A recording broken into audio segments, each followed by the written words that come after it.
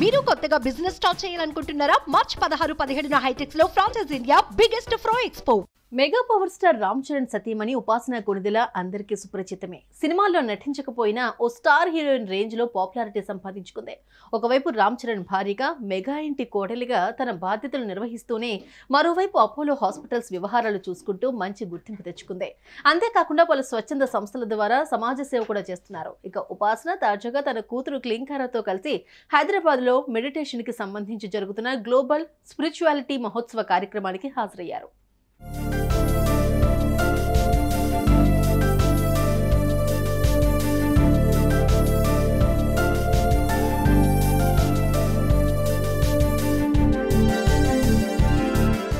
ఉపాసన కొణిదెల ఓవైపు Apollo hospital chairman Pratap Reddy మనవరాలిగా ఆయన వారసత్వాన్ని నిలబెడుతూ వైద్య రంగంలో తనదైన సేవా కార్యక్రమాలు నిర్వహిస్తున్నారు.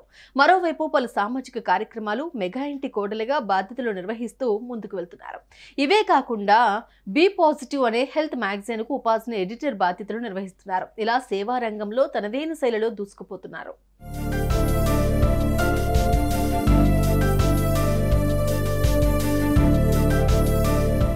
ఇక తాజాగా ఉపాసన తన కూతురు క్లింకారాతో కలిసి హైదరాబాద్ లో మెడిటేషన్ కి సంబంధించి జరుగుతున్న గ్లోబల్ స్పిరిచువాలిటీ మహోత్సవ కార్యక్రమానికి హాజరయ్యారు. ఈ కార్యక్రమంలో రాష్ట్రపతి ద్రౌపది ముర్ముతో పాటు ఈ కార్యక్రమాన్ని నిర్వహిస్తున్న కమలేష్ దాజీని కలిశారు.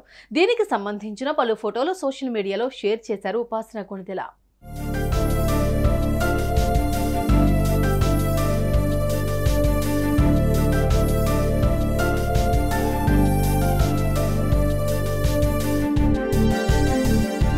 రాష్ట్రపతితో దిగిన ఫోటోలను తన ఇన్స్టాగ్రామ్ లో షేర్ చేసిన ఉపాసన నేడు ప్రపంచ శాంతి కోసం జరుగుతున్న గ్లోబల్ స్పిరిచువాలిటీ మహోత్సవంలో గౌరవనీయులైన భారత రాష్ట్రపతి శ్రీమతి ద్రౌపది ముర్ముజీ గారిని నా కుమార్తె క్లింకారా కొణిదెలతో కలవడం చాలా ఆనందంగా ఉందని, ఈ అవకాశం ఇచ్చినందుకు, ఇంతటి మహత్తర కార్యక్రమాన్ని నిర్వహిస్తున్నందుకు కామేష్ దాజీ మీకు ధన్యవాదాలు అంటూ పోస్ట్ చేశారు ఉపాసన.